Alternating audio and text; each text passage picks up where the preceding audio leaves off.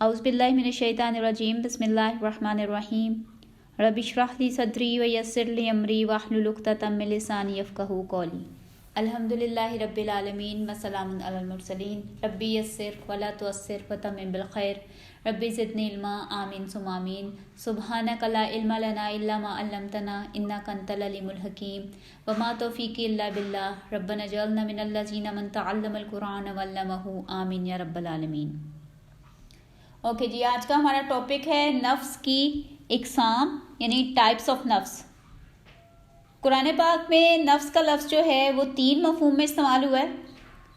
यानी एक है नफ्से उसके लिए अम्मारा के लिए नेगेटिव, हाँ जी। एक है नफ्से लव्वामा यानी जो आपको मुलामत करता है, पछतावे वाला नफ्स। और एक है नफ्से मुतमइन्ना जो सबसे ज़्यादा बेस्ट, अल्लाह ताला से राज़ी, अल्लाह उससे राज़ी। और उसके अलावा नफ्स का लफ्ज़ कुरान पाक में और भी इस्तेमाल हुआ है, यानी इंसानों के लिए भी हुआ है और अल्लाह ताला ने अपनी ज़ात के लिए भी ये लफ्ज़ इस्तेमाल किया है। ठीक है, इंसानों के हवाले से जैसे फरिश्ते जब किसी की रूह कब्ज़ करने आते हैं तो कहते हैं उखरिजू अनफुसकुम। अपने ज़रा माइक म्यूट कर लें, बीच में से साउंड्स आ रही हैं, डिस्टर्बेंस हो रही थोड़ी सी।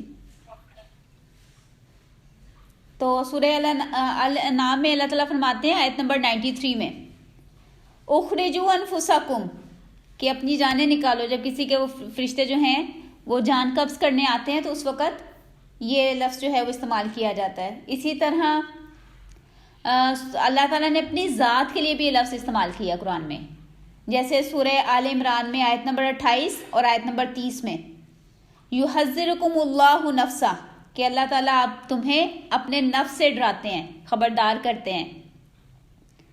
इसी तरह सूरह अनाम की आयत नंबर 12 में है कतब अला नफ्सी ही रहमा कि अल्लाह ने अपने ऊपर, अपने नफ्स पर रहमत को लिख दिया है, यानी अपने पर रहमत को फ़र्ज़ कर लिया है। फिर सूरह अनाम की ही आयत नंबर 54 में यानी 54 में आता है कतब रब्बुकुम अला नफ्सी ही रहमा, यानी सेम उससे मिलता जुलता ही जुमला है, इसमें रब्बुकुम का इजाफा हो गया कि तुम्हारे रब ने अपने ऊपर रहमत को लाजिम कर लिया, अपने ऊपर रहमत को लिख लिया। ठीक है, अच्छा। अब जो सूरह क्या उसका नाम है, सूरह यूसुफ में आता है नफ्स अम्मारा के हवाले से इन्नन नफ्सा लअम्मारातुन बिस्सू कि ये जो नफ्स है ना इंसान का, ये हमेशा उसको बुराई पर उभारता है। अम्मारा था यानी अमर करना, हुक्म देना, उसको इंस्ट्रक्ट करना, और बिस्सूई बुराई। हज़रत यूसुफ के हवाले से बात थी, उन्होंने यानी ये बात कही थी कि जो इंसान का नफ्स है ना वो तो हमेशा उसको बुराई ही की तरफ उभारता है, मोटिवेट करता है और नाफरमानी का हुक्म देता है, सवाए उसके इल्ला मन रहिमा रब्बी कि उसके अलावा कि जो अल्लाह ताला किसी पर रहम करें और उसे हिदायत इनायत फरमाएं। फिर नफ्स लव्वामा के हवाले से सूरह क़ियामा में आता है ला उक़सिमु बिन नफ्स लव्वामा कि नहीं मैं कसम खाता हूँ नफ्स लव्वामा की। लव्वामा जो है ये मलामत से निकला है, यानी किसी को आप गलत काम करने के बाद डांटें या उसे शर्मिंदा करें तो वो होती है मलामत करना। तो ये वो नफ्स है जो इंसान को बुराई, कुताही और गुनाह हो जाने के बाद मलामत करता है, या नेक काम छोड़ने या ना करने पर मलामत करता है। जैसे होता है ना, नमाज नहीं पढ़ते या कोई नेक काम नहीं कर सके तो उस पर हम अपने आप को समटाइम्स फील करते हैं, गिल्टी फील करते हैं, या फिर चुगली वगैरह करना, झूठ बोलकर उसके बाद हम लोग फील करते हैं कि हमने गलत कर दिया, या किसी को डांट दिया तो उसके बाद हम महसूस करते हैं कि हमें ऐसे नहीं कहना चाहिए था, हमने कुछ ज़्यादा ही ज़्यादती कर दी उसके साथ। तो ये जो है ये नफ्स लव्वामा है। और फिर last and the best part is नफ्स मुतमइन्ना। सूरह फजर में आता है आयत नंबर 27 में या अय्युहन नफ्सुल मुतमइन्ना इरजिई इला रब्बिकी रादियतम मर्दिया फदखुली फी इबादी वदखुली जन्नती। ये नफ्स मुतमइन्ना, मुतमइन जान यानी जो इत्मीनान में है, जो राज़ी है, जो हर हाल में अपने रब से खुश है, यानी चाहे उसको कोई मुश्किल आई है, चाहे उसके लिए कोई आसानियाँ हैं, वो हर हाल में अल्लाह का साथ राज़ी रहता है, यानी शुक्र और सब्र की कैफियत में रहता है। तो ये नफ्स मुतमइन्ना है, जिसके लिए कि अल्लाह ताला ने कहा कि तुम मेरे बंदों में दाखिल हो जाओ, मेरी जन्नत में दाखिल हो जाओ, ये उसका इनाम है। تو یہ بیسیکلی 3 ٹائپس ہیں، نفس امارہ، نفس لوامہ اور نفس مطمئنہ. اب یہ نفس جو ہے نا، یہ اصل میں ہوتا کیا ہے؟ یہ مطلب اس کی جو کہہ لیں کہ نیچر ہے یا اس کی حوالے سے جو اس کو ڈسکرائب کیا جا سکتا ہے، وہ اس کے بارے میں عربی کا ایک مقولہ ہے کہ النفس کالطفل، کہ نفس جو ہے نا یہ بچے کی طرح ہوتا ہے. یعنی بچے ضدی بھی ہوتے ہیں، اور بچے کو اگر آپ کوئی بات کی ٹریننگ کرو، کوئی بات بار بار سمجھاؤ تو اس کو سمجھ بھی آ جاتی ہے، پھر وہ اسی طرح ریئیکٹ کرتا ہے. ٹھیک ہے، جیسے ہم کہتے ہیں نا اس بچے کی تربیت کتنی اچھی ہوئی ہے. تو اب اسی حوالے سے آپ دیکھیں کہ جیسے جب چھوٹے بچے کو دودھ چھڑانا ہوتا ہے تو اس کے یعنی سالڈ ڈائٹ پہ لے کے آنا ہے، اس کو ٹھوس غذا دینی ہے. اب وہ اس کے لیے ضروری بھی ہوتی ہے، اس کی ہیلتھ کے لیے، اس کی گروتھ کے لیے، نشو و نما کے لیے. تو پیرنٹس پھر جو ہیں وہ ایک ٹائم پر آ کر اس کا جو ملک فیڈنگ ہے اس کو انہوں نے کنورٹ کرنا ہوتا ہے ٹھوس ڈائٹ میں. اب ان دنوں میں کافی مشکل رہتی ہے، بچہ ریئیکٹ کر رہا ہوتا ہے کہ نہیں مجھے دودھ ہی چاہیے، اور ماں باپ کی کوشش ہوتی ہے کسی طرح کچھ ٹھوس، کچھ سالڈ فوڈ یہ کھانا شروع کر دے تاکہ بڑا ہو. تو وہ ٹائم کافی مشکل ہوتا ہے، وہ 2-3 دن روتا رہتا ہے، لیکن ایٹ دا اینڈ پھر وہ سالڈ ڈائٹ پہ آ جاتا ہے. اور پھر جب وہ بڑا ہوتا ہے تو کئی دفعہ وہ دودھ نہیں پیتا جس دودھ پہ وہ سارا اس کا گزارا چل رہا ہوتا تھا. تو جس طرح ایک بچے کی ٹریننگ ہوتی ہے کہ وہ پہلے روتا ہے، اپنی ضد کرتا ہے، لیکن اگر آپ اپنے اسٹرانگ رہیں اور آپ کو پتہ ہو کہ یہ کام زیادہ اچھا ہے اس کے لیے، تو آپ اس کو ٹرین کر سکتے ہیں. اب کوئی بھی آدمی اپنی زندگی میں اس وقت تک کامیاب نہیں ہو سکتا جب تک اسے اپنے دشمنوں کا پتہ نہ ہو، یعنی کون کون اس کو نقصان پہنچا سکتا ہے اور اس سے کیسے بچنا ہے. اب یہ دشمن ظاہر بھی ہو سکتا ہے اور ایسا بھی ہو سکتا ہے جو اسے نظر نہ آئے. مطلب جو اگر کوئی دشمن یا کوئی ایسا بندہ ہے جو آپ سے دشمنی رکھتا ہے، وہ آپ کو نظر آ رہا ہے، وہ کوئی چیز اٹھا کے آپ کی طرف پھینکے گا تو آپ اس سے بچ سکتے ہیں. آپ کو پتہ ہے کہ یہ چیز اس سائڈ سے آ رہی نظر آ رہی ہے، آپ اسے بچ سکتے ہیں یا اسے روک سکتے ہیں، سائڈ بھی ہو سکتے ہیں. لیکن اگر کوئی بندہ یا کوئی چیز ایسی ہے، کوئی دشمن ایسا ہے جو آپ کو نظر ہی نہیں آ رہا، تو آپ اس سے کیسے بچیں گے؟ اس سے بچنا کافی مشکل ہے، کیونکہ آپ کو یہ پتہ ہی نہیں ہو کس طرف سے حملہ کرے گا. ٹھیک ہے، تو آج ہم ایسے ہی دشمن کے بارے میں بات کریں گے، اور ہمارے 2 ایسے دشمن ہیں جو ہمیں نظر نہیں آتے. اس میں سے ایک بیرونی ہے اور ایک اندرونی ہے. بیرونی دشمن شیطان ہے اور اندرونی دشمن نفس ہے. ٹھیک ہے، یعنی آپ دیکھیں کہ جو نفس ہے نا یہ شیطان سے بھی بڑا دشمن ہے. اس کی کیا وجہ ہے کہ جو شیطان تھا نا یہ بھی ایک ٹائم پہ بڑا نیک تھا، بہت عبادت کرتا تھا، لیکن اس کا اپنا جو نفس تھا نا اس نے اس کو تباہ کر دیا، اس کے اندر تکبر پیدا کر دیا. جب اللہ تعالیٰ نے حضرت آدم کو بنایا اور کہا کہ اسے سجدہ کریں، سارے فرشتوں کو حکم دیا، تو یہ جو شیطان تھا نا ابلیس، یہ عبادت کر کر کے یہ فرشتوں کے درجے پہ آ گیا ہوا تھا. تو اس نے وہاں پہ انکار کر دیا، اس کے اندر تکبر آ گیا کہ جی میں تو اتنے سالوں سے عبادت کر رہا ہوں، یہ تو آج پیدا ہوا ہے، اب میں اس کو سجدہ کروں، یہ مٹی سے بنے ہوئے کو. تو یہ جو تکبر تھا اس کے نفس نے اس کے اندر پیدا کیا، یعنی نفس نے شیطان کو بھی بہکا دیا تھا. ٹھیک ہے، اور شیطان جو ہے یہ بیسیکلی انسان کو تب سے یہ دشمن بنا ہے جب سے کہ اللہ تعالیٰ نے حضرت آدم کو سجدہ کرنے سے کہا تھا، اور اس نے پھر کہا کہ نہیں میں اس کو سجدہ نہیں کروں گا. تو اللہ تعالیٰ نے کہا کہ تمہیں کس چیز سے منع کیا، یہاں سے نکل جاؤ، تم مردود ہو. اور اس وقت اس نے کہا تھا لَآتِيَنَّهُم مِّن بَيْنِ أَيْدِيهِمْ وَمِنْ خَلْفِهِمْ وَعَنْ أَيْمَانِهِمْ وَعَنْ شِمَائِلِهِمْ وَلَن تَجِدَ أَكْثَرَهُمْ شَاكِرِينَ، کہ میں ان کے اوپر ان کے سامنے سے آؤں گا، ان کے پیچھے سے آ کے حملہ کروں گا، ان کی دائیں طرف سے حملہ کروں گا، بائیں طرف سے حملہ کروں گا، اور آپ اے اللہ ان کو اکثر کو شکر گزار نہیں پائیں گے. یعنی شیطان کا سب سے بڑا جو مورچہ ہے نا وہ ناشکری کرنا سکھاتا ہے. وہ آپ دیکھیں ہم اپنے گھروں میں بھی، اپنے ہر جگہ پہ جہاں پہ بھی دیکھیں تو لوگ ہمیشہ کمپلینٹ کرتے نظر آتے ہیں کہ یار یہ ہو گیا، یہ مسئلہ چل رہا ہے، یہ پرابلم چل رہی ہے.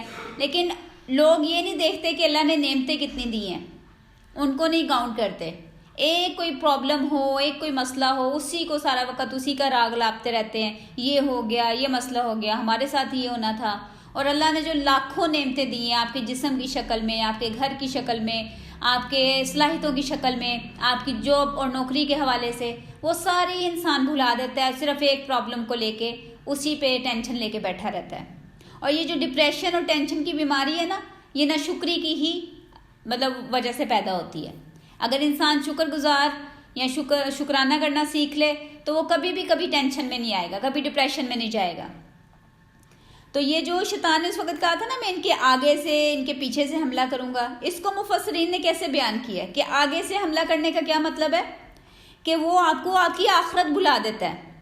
آپ کے آگے کے جو ہے سین، آپ کے آگے کی جو زندگی ہے وہ بھلا دیتا ہے، اور آپ اسی دنیا میں غرق ہو جاتے ہیں، اسی دنیا میں لگے رہتے ہیں. اس کی مثال آپ اس طرح سمجھیں کہ جیسے کئی دفعہ ہوتا ہے نا، ہم کسی فنکشن میں گئے ہوتے ہیں، کسی شادی وغیرہ میں گئے ہیں، تو آگے کوئی امپورٹنٹ ایونٹ چل رہا ہے کسی فنکشن میں خاص طور پر، تو آگے اگر کوئی بچہ کھڑا ہو جائے آپ کی سیٹ سے اگلی والی سیٹ پہ، تو آپ کو نظر نہیں آتا، آپ کا ویو بلاک ہو جاتا ہے. آپ اسے کہتے ہیں سائڈ پہ ہو جو بھی نظر نہیں آ رہا. ٹھیک ہے، یعنی اگر وہ آگے ایک کوئی بندہ چادر لے کے کھڑا ہو جائے تو وہ تو آپ کو بالکل ہی کچھ نظر نہیں آئے گا. تو یہ طریقہ ہے شیطان کا کہ وہ آپ کے آگے ایک دنیا کی چادر ڈال دیتا ہے اور آپ کو آخرت بھلا دیتا ہے. اور پیچھے سے حملہ کرنے کا کیا مقصد ہے کہ انسان کے دل میں نا وہ مختلف چیزوں کی محبت سے اسے روک لیتا ہے، نیکی کے راستے میں آگے بڑھنے سے روکتا ہے. جیسے اولاد کی محبت ہو گئی، ٹھیک ہے، اسی طرح دنیا کی محبت، نوکری کی چاہت، بہت ساری ایسی کاروبار کے حوالے سے. تو انسان اس چکروں میں اپنے نیکی کے راستے پہ آگے نہیں بڑھ پاتا. یعنی جیسے ہوتا ہے نا، پیچھے سے کوئی ہک لگ گئی ہے اور وہ آگے نہیں چیز ہو رہی. اکثر بچوں میں جب لڑائی ہوتی ہے تو ایک دوسرے کو پیچھے سے کھینچ لیتے ہیں. تو یہ اسی طرح شیطان جو ہے وہ پیچھے سے ہکس ڈال دیتا ہے کہ آپ نیکی کے راستے پہ آگے نہ بڑھیں.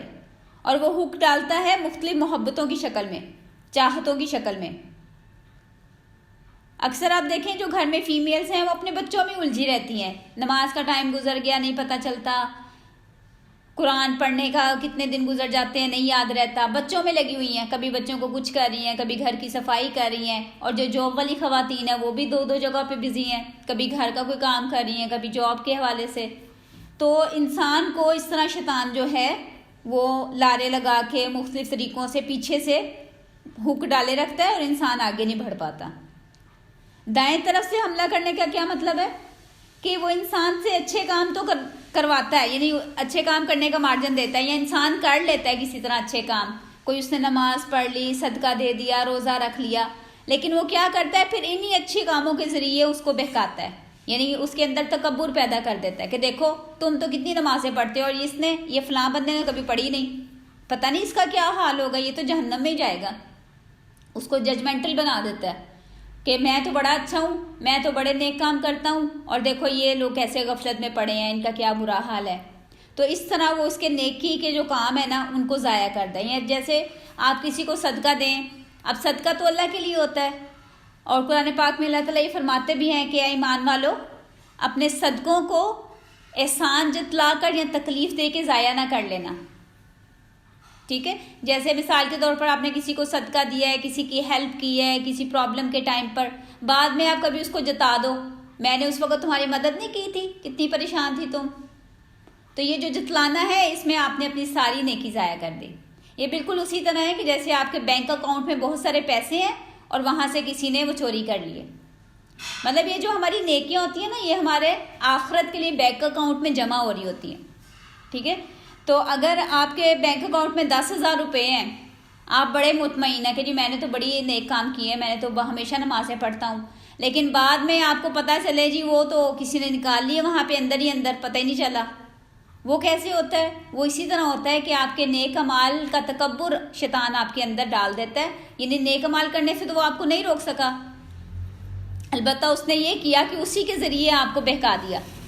ٹھیک ہے، اس کو کہتے ہیں سیدھے رائٹ سائڈ سے حملہ کرنا. یہ جہاں پہ یہ ہے نا ان ایمانہم، یعنی رائٹ سائڈ سے، سیدھے سائڈ سے، دائیں طرف سے. جیسے ہم عام بھی کہتے ہیں نا سیدھا ہاتھ سیدھے کام، اس نے کام سیدھا کر دیا.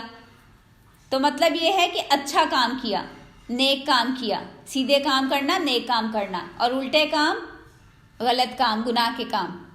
سیدھا ہاتھ، جیسے ہم کہتے ہیں نا دائیں ہاتھ کو سیدھا ہاتھ کہتے ہیں، بائیں ہاتھ کو الٹا ہاتھ کہتے ہیں.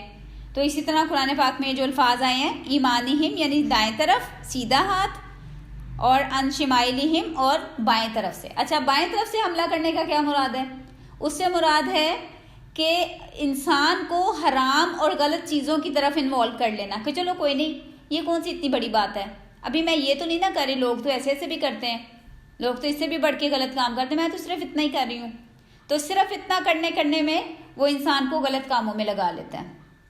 جھوٹ بولنا، غیبت اور چغلی کرنا، نماز چھوڑنا کہ چلو کوئی نہیں ابھی بڑا ٹائم پڑا ہے، کنجوسی کرنا، دھوکہ دینا، تانے دینا، یہ اس طرح کے برے کام اس سے یہ بائیں طرف سے آ کے ان کو انوالو کر دیتا اس میں. ٹھیک ہے، یعنی سامنے سے حملہ کرنے کا مطلب ہے کہ آخرت بھلا دیتا ہے، پیچھے سے حملہ کرنے کا مطلب ہے کہ وہ دنیاوی محبتیں، ہمارے رشتے کی جو محبتیں ہیں اس میں انوالو کر کے ہمیں آگے بڑھنے سے روک دیتا ہے. دائیں طرف سے حملہ کرنے کا مطلب ہے کہ وہ نیکی کے کاموں میں آپ کے اندر تکبر پیدا کر دیتا ہے. بائیں طرف سے حملہ کرنے کا مطلب ہے کہ وہ آپ کو حرام اور غلط چیزوں میں، اللہ تعالیٰ کی نافرمانی کے کاموں میں انوالو کر دیتا ہے. ٹھیک ہے. اچھا اب یہ جو ہمارا دشمن ہے یہ ہمیں نظر آتا نہیں ہے، اب اس سے بچا کیسے جائے؟ تو اس سے بچنے کے لیے بھی ہمیں کسی ایسی ہستی کی حفاظت کی ضرورت ہے جو اسے دیکھ سکتا ہے اور ہمیں بچانے کی طاقت رکھتا ہے، اور وہ ذات صرف اللہ کی ہے. ٹھیک ہے.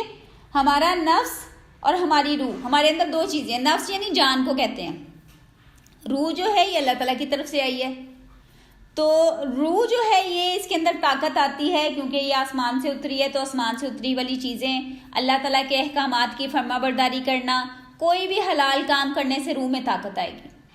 اور جو نفس ہے یہ غلط کام کر کے، غلط چیزیں، نافرمانی، الٹے کام، گناہوں کے کام کر کے اسے مزہ آتا ہے اور یہ اسٹرانگ ہوتا ہے. مثلا دیکھیں جیسے بچپن میں ایک وہ غبارہ ملا کرتا تھا نا جس کے درمیان میں دھاگا بندھا ہوتا تھا، تو اس کے اگر ایک سائڈ سے ہم پریس کرتے ہیں تو دوسری سائڈ بڑی ہو جاتی تھی، دوسری سائڈ سے پریس کریں تو پہلی سائڈ بڑی ہو جائے گی. تو یہ بالکل اسی طرح کا اس کو سمجھیں کہ ایک طرف روح ہے اور ایک طرف نفس ہے. تو اگر آپ روح کو اسٹرانگ کریں گے، موٹا کر لیں گے، اس کو اللہ کی فرما برداری پہ لگا دیں گے، اس کو اللہ تعالیٰ کے نیک کاموں میں لگائیں گے، تو آپ کی روح اسٹرانگ ہوگی اور نفس کمزور ہو جائے گا، غبارے کا دوسرا حصہ جو ہے وہ پتلا ہو جائے گا. اور اگر آپ نفس کو حرام اور غلط کاموں میں، نافرمانی میں آپ زیادہ انوالو رہیں گے تو آپ کا نفس اسٹرانگ ہو جائے گا. ٹھیک ہے. تو یہ سارا کچھ جو ہے یہ اس طرح کہنے کے ورک کرتا ہے کہ انسان کو اپنی روح کو خود اسٹرانگ کرنا پڑے گا، اللہ تعالیٰ کی فرما برداری کر کے اپنے نفس کو کنٹرول کرنا پڑے گا. اور یہ نفس اور شیطان اب دونوں تو ہمیں نظر نہیں آتے. ٹھیک ہے. اب اس میں آپ دیکھیں کہ نفس جو ہے نا یہ زیادہ خطرناک ہے کیونکہ یہ ہمارے اپنے اندر ہے. مثال کے طور پر اس کو ہم ایک مثال سے سمجھ سکتے ہیں کہ کوئی ملک ہے، اس میں ایک بادشاہ ہے. ٹھیک ہے. اس بادشاہ کی ایک اپنے ملک کے اندر رعایا ہوتی ہے، اس کے اپنے لوگ ہوتے ہیں. یہاں ایک پہلے زمانے میں ہوتا تھا قلعہ ہوتا تھا، قلعے کی دیوار ہوتی تھی، اس کے اندر بادشاہ کے سارے لوگ ہوتے تھے. اب وہ قلعے کے اندر والے لوگ اگر بادشاہ کے دشمن ہیں یا بادشاہ کے وہ بات نہیں مانتے، بادشاہ کے خلاف ہیں، تو وہ بادشاہ کے لیے زیادہ نقصان دہ ثابت ہوں گے بجائے اس کے کہ وہ قلعے کے باہر کوئی دشمن ہے. ٹھیک ہے نا. اگر قلعے کے باہر کوئی دشمن ہے اور قلعے کے اندر والے لوگ بادشاہ کے ساتھ ہیں، اس کا ساتھ دیں، اس کے کنٹرول میں ہیں، تو باہر والا دشمن کچھ نہیں بگاڑ سکے گا بادشاہ کا. لیکن اگر اندر والے ہی لوگ، جیسے اکثر اسلام یا مسلمانوں کو بھی غداروں نے ہی نقصان پہنچایا ہے، تو اگر اندر کا جو بندہ ہے یا اندر کے لوگ ہیں وہ آپ کے خلاف ہو جائیں تو وہ آپ کو سب سے زیادہ نقصان پہنچاتے ہیں. جیسے ہم وہ ایک محاورہ بھی ہے نا، گھر کا بھیدی لنکا ڈھائے. تو یہ ہمارا جو نفس ہے نا یہ ہمارا گھر کا بھیدی ہے، یہ ہمارے اندر ہے. اور اگر آپ کا نفس آپ کے کنٹرول میں نہیں ہے تو اس وقت ہی شیطان کو بھی زیادہ حملہ کرنے کا موقع ملتا ہے. ٹھیک ہے. تو آپ دیکھیں کہ ہم باقی چیزوں میں اپنے ظاہری رکھ رکھاؤ میں، اپنے جسم کی خوبصورتی کے حوالے سے لے لیں، اپنے رشتہ داریوں نبھانے کے حوالے سے دیکھیں کتنی محنت کرتے ہیں. اگر کسی نے گیسٹ نے گھر کھانے پہ آنا ہو تو ہم صبح سے یا بلکہ پچھلے دن سے ہی لگ جاتے ہیں، یہ بنانا ہے، وہ بنانا ہے، صفائی کرنی ہے، یہ کرنا ہے، کپڑے کون سے پہننے ہیں، کتنی محنت کرتے ہیں ہم. لیکن جو اپنا نفس ہے اس کے لیے کبھی ہمارے پاس اتنا نہ ٹائم ہوگا، نہ اتنی ہم ایفرٹ کریں گے. اور حالانکہ اصل چیز جو ہے یہ ہماری روح ہے اور یہ ہمارا جسم تو صرف ایک اس کی سواری ہے. اس کو آپ اس طرح مثال سے سمجھ سکتے ہیں کہ جیسے سڑک پہ کوئی گاڑی ہے، کار ہے، اور اس کے اندر ایک ڈرائیور ہے. ٹھیک ہے. اب کار جو ہے یہ تو صرف ہمیں ایک جگہ سے دوسری جگہ لے کے جانے کے لیے ایک وہ ذریعہ بنتی ہے. اصل چیز تو وہ ڈرائیور انسان ہوتا ہے نا, جو اس کے اندر ڈرائیو کر رہا ہے. مثال کے طور پر خدا نہ خواستہ کسی کار کا ایکسیڈنٹ ہو جائے, تو وہ ایکسیڈنٹ جب ہوتا ہے تو لوگ آ کے یہ نہیں پوچھتے ہو گاڑی کا کیا ہو گیا, وہ ہمیشہ یہ پوچھتے ہو اندر کے جو لوگ تھے وہ بچ گئے, ان کو تو نہیں کوئی مسئلہ ہوا, کیونکہ مین چیز تو وہ لوگ ہیں نا, جان تو ان کے اندر ہے. گاڑی تو پھر آ جائے گی, گاڑی تو پھر بن جائے گی. لیکن ہم لوگ کیا کرتے ہیں, ہم اپنی گاڑی کو ہی سنوارتے رہتے ہیں, اپنی گاڑی کی فکر میں لگے رہتے ہیں کہ اس کو ایسے کر لیں, اس کو ایسے کر لیں, یہ ہو جائے وہ ہو جائے, یہ کپڑے پہن لیں, اس طرح کی ہم ڈائٹ کر لیں اپنے چہرے کے حوالے سے.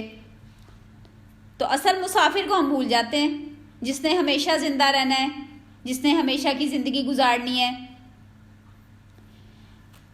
تو ہمیں جو ہے کوشش یہ کرنی ہے, سمجھنے کی بات یہی ہے کہ ہمیں اپنے نفس کو غلط کاموں سے بچانا ہے, اور اس کے لیے تھوڑی سی ایفرٹ کرنی پڑے گی. جیسے آپ دیکھیں نا جو ایکٹر لوگ ہیں یہ کتنی ڈائٹ وغیرہ کرتی ہیں, ماڈلس وغیرہ جو ہوتی ہیں, یا جو کھلاڑی ہوتے ہیں وہ اپنے آپ کو کتنی انہوں نے ٹف روٹین بنائی ہوتی ہے, پریکٹس کی, کیونکہ انہوں نے ایک اپنا فوکس رکھا ہوتا ہے کہ ہم نے یہ گول اٹین کرنا ہے, اس کے لیے وہ محنت کرتے ہیں. تو ہمیں بھی اپنی زندگی میں اپنا فوکس اپنے گول کو ضرور رکھنا چاہیے کہ ہم نے اللہ تعالیٰ کی فرما برداری کو حاصل کرنا ہے, اللہ کی رضا کو حاصل کرنا ہے. نفس مطمئنہ اللہ تعالیٰ ہمیں ان لوگوں میں شامل کرے, اس کے لیے کوشش کرنی پڑے گی. اور اس کے لیے نبی صلی اللہ علیہ وسلم کی ایک بہت پیاری دعا بھی ہے, اللہم آتی نفسی تقواہا و زکیہا, کہ اللہ میرے نفس کو اس کا تقوی یعنی پرہیزگاری عطا فرما, و زکیہا اور اس کی پاکیزگی عطا فرما, وَأَنْتَ خَيْرُ مَنْ زَكَّاهَا اور آپ سب سے بیسٹ ہیں جو اسے پاک کر سکتے ہیں. یعنی انسان اپنی بے بسی ظاہر کرتا ہے کہ اللہ تعالیٰ آپ ہی اسے پاک کر سکتے ہیں, میرے نفس کو بھی. انت ولیہا و مولاہا, آپ ہی اس کے ولی اور مولا ہیں. ٹھیک ہے. اب نفس کو ہم کنٹرول کیسے کر سکتے ہیں؟ اس کو کنٹرول کرنے کے لیے آپ کو اپنے آپ سے یعنی پرومس کرنا پڑے گا کہ میں نے آئندہ سے اپنے دل میں خاموشی سے کہیں کہ آج میں نے کوئی غلط کام نہیں کرنا, کوئی کسی کی غیبت نہیں کرنی, جھوٹ نہیں بولنا. ٹھیک ہے. اور اگر میں کچھ ایسا کروں تو اپنے آپ کے لیے کوئی پنشمنٹ جو ہے وہ سجیسٹ کریں کہ اگر میں نے آج غیبت کر لی, کسی کی چغلی کر لی, تو میں 2 رکعت نفل پڑھوں گی, یا میں اتنے پیسے صدقہ دوں گی. 2-4 دفعہ آپ یہ اپنی کریں گی تو آپ کی جو وہ عادت ہے وہ خود بخود کنٹرول ہوگی. ٹھیک ہے. جیسے حضرت عمر کا ایک قول ہے, حاسبو قبل ان تحاسبو, کہ اپنا حساب خود کر لو اس سے پہلے کہ تمہارا حساب ہو جائے. ٹھیک ہے. اسی طرح ایک اور ہمیں قول ملتا ہے, موتو قبل ان تموتو, کہ خود ہی مر جاؤ اس سے پہلے کہ تمہیں موت آئے. خود ہی مر جانے کا مطلب یعنی اپنی خواہشات کو کنٹرول کرو, اور اپنی جو موت ہے جو کہ اٹل حقیقت ہے اس کو ویو کرو. کیونکہ آپ دیکھیں دنیا میں بے شمار مذہب ہے, لوگ بے شمار قسم کے چیزوں کو مانتے ہیں, لیکن اور کچھ لوگ ہیں اللہ کا ویسے انکار کرتے ہیں. ٹھیک ہے. ایتھیسٹ ہوتے ہیں جو, تو اللہ کا انکار کرنے والے لوگ تو ہیں دنیا میں, لیکن موت کا انکار کرنے والا کوئی نہیں ہے. سب اس حقیقت کو مانتے ہیں کہ ہر ایک کو مرنا ہے. کلو نفس ذائقۃ الموت, کہ ہر انسان نے, ہر جان نے موت کا ذائقہ جو ہے وہ چکھنا ہے. اب یہ بھی جو جملہ ہے کلو نفس ذائقۃ الموت, اب ذائقہ کیا ہوتا ہے؟ ٹیسٹ آنا. موت کا ٹیسٹ, اس سے کیا مراد ہے؟ یعنی جیسے آپ کے اعمال ہوں گے, جیسے آپ نے زندگی گزاری ہوگی, آپ کو موت ویسا ہی ٹیسٹ دے گی. مثال کے طور پر آپ نے کھانا بنایا ہے, اس میں اگر آپ نے مرچیں زیادہ ڈالی ہیں تو آپ جب ٹیسٹ کرو گے تو مرچیں زیادہ ہی لگیں گی نا. یا اگر آپ نے اس میں چینی ڈال دی ہے تو آپ کو چینی کا ٹیسٹ آئے گا. تو بالکل اسی طرح جو انسان جیسے کام کرے گا اس کی موت کا ٹیسٹ اس کو ویسے ہی آئے گا. جیسے اللہ تعالیٰ حضرت نبی صلی اللہ علیہ وسلم کے تھرو اللہ تعالیٰ نے بتایا کہ جو نیک انسان ہے نا, جب وہ مرتا ہے تو اس کے لیے فرشتے جنت کا کفن لے کے آتے ہیں, روشن چہروں والے فرشتے آتے ہیں. اور جو فرشتہ روح قبض کرنے آتا ہے وہ بھی بڑی آسانی سے, ایسے جیسے پانی کی بوتل میں سے الٹا کر کے پانی کو نکالا جاتا ہے, اس طرح اس کی روح نکالتا ہے, روح قبض ہوتی ہے. اور جیسے ہی روح نکالی جاتی ہے وہ جو جنت کے فرشتے ہوتے ہیں, روشن چہروں والے, خوشبودار اور خوبصورت وائٹ کفن لے کے, جنت کا کفن لے کے کھڑے ہوتے ہیں. وہ فوراً ملک الموت کے ہاتھ سے وہ روح کو لیتے ہیں اور جنت کے کفن میں لپیٹ لیتے ہیں, اور اللہ کی طرف لینے مطلب اوپر کو اٹھنا شروع ہو جاتے ہیں. اس کے برعکس جو نافرمان بندہ ہے اس کی روح قبض کرنے جب فرشتے آتے ہیں تو ان کے ساتھ کالے چہروں والے گندے اور خطرناک قسم کے فرشتے کھڑے ہوتے ہیں، عذاب والے فرشتے جو ہیں، اور گندا بدبودار ٹاٹ کا کفن ہوتا ہے. جیسے ملک الموت اس کی روح، اور ایک اس کی روح بھی بڑی مشکل سے بڑی تکلیف میں نکلتی ہے، بالکل اسی طرح جیسے کوئی بچہ غلط کام کر دے تو وہ کیا کرتا ہے، وہ میز کے نیچے چھپ جاتا ہے، اس کو باہر نکالنے کہیں آ جاؤ باہر نہیں آ رہا، اس کو کھینچ کے سیٹ کے باہر نکالنا پڑے گا زبردستی، کیونکہ اس نے غلط کام کیا ہوتا ہے نا، وہ ڈر رہا ہوتا ہے میرا انجام کیا ہونا ہے، مجھے مار پڑے گی، مجھے یہ ڈانٹ پڑے گی. اب اسی طرح یہ جو نفس ہے، روح جو ہے جس نے غلط کام کیے ہوتے ہیں، نافرمانیاں کی ہوتی ہیں، تو جب فرشتے لینے آتے ہیں نا تو وہ بھی جسم کے اندر چھپ جاتی ہے اس بچے کی طرح، کیونکہ اب اسے پتہ ہے کہ اب وہ اپنے رب کے سامنے جا رہی ہے، اب اسے اپنے انجام سے ڈر لگتا ہے. تو پھر فرشتے جو ہیں اس کو کھینچ کے زبردستی اس کی روح کو باہر نکالتے ہیں. اور نبی صلی اللہ علیہ وسلم کی حدیث ہے کہ ایسے جیسے گیلا کپڑا کانٹے دار جھاڑی کے اوپر سے کھینچا جاتا ہے، جس طرح وہ پھٹ جاتا ہے، جس طرح وہ تکلیف میں آتا ہے، اسی طرح ایک نافرمان انسان کی، ایک گناہ گار انسان کی روح کو نکالا جاتا ہے. اللہ تعالیٰ ہمیں محفوظ رکھے اور ہمیں اپنے نیک لوگوں میں شامل کرے، اور مرتے وقت اللہ تعالیٰ جو ہے ایمان کی حالت اور کلمہ نصیب فرمائے، آمین. ہاں جی، تو میں یہ بتا رہی تھی کہ یہ جو نفس ہے اس کو کنٹرول کرنے کا کیا طریقہ ہے. یعنی ہمارے یہ جو لیکچرز ہیں نا، یہ صرف اس لیے نہیں ہے کہ ہم ایک انفارمیشن جو ہے وہ ٹرانسفر کریں، اس کا یعنی پریکٹیکل یوزیج بھی ہونا چاہیے ہماری لائف میں. یعنی ان کو سن کر آپ اسے اپنی زندگی میں اپلائی کریں، اور میں اپنی زندگی میں اپلائی کروں، اور ہم لوگ اپنی زندگیوں کو امپروو کریں، تاکہ ہم اللہ تعالیٰ کی رضا کے مطابق اپنی زندگیوں کو ڈھال سکیں. کیونکہ ہمیں جانا تو اللہ کی طرف ہے، انا للہ و انا الیہ راجعون، کہ ہمیں اللہ ہی کی طرف لوٹنا ہے، اللہ ہی کے ہیں ہم. اچھا جی، تو سب سے پہلے یہ ہے کہ آپ نے خاموشی سے صبح اپنے دل میں ایک وعدہ کرنا ہے، پرومس کرنا ہے کہ میں آج یہ 1 by 1 اپنی عادات کو جو ہے نا ہم چینج کر سکتے ہیں. ایک عادت کو فوکس کریں. اگر آپ کے اندر غصے کی عادت ہے اس کو فوکس کر لیں. اگر آپ کے اندر غیبت اور چغلی کی عادت ہے، جھوٹ بولنے کی عادت ہے، زیادہ باتیں کرنے کی عادت ہے، جو بھی ہم سب کو اپنا پتہ ہوتا ہے، ٹھیک ہے، تو آپ نے اپنی ایک ایک عادت کو فوکس کرنا ہے اور اسے کنٹرول کرنا ہے. انشاءاللہ میں بھی کروں گی.